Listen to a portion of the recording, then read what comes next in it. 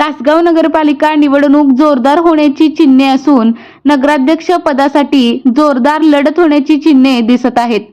तसेच प्रत्येक प्रभागामध्ये नगरसेवक पदासाठी उमेदवारांमध्ये अटीतटीची लढत होणार आहे. आज राष्ट्रवादी काँग्रेस शरदचंद्र पवार गटाच्या वतीने प्रचार शुभारंभ करण्यात आला.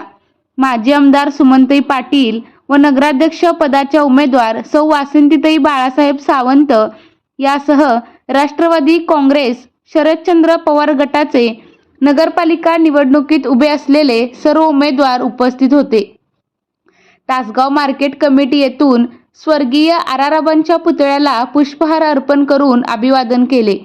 तसेच डॉक्टर बाबासाहेब आंबेडकर, छत्रपती शिवाजी महाराज यांच्या पुतळ्यास हार अर्पण करून अभिवादन केले.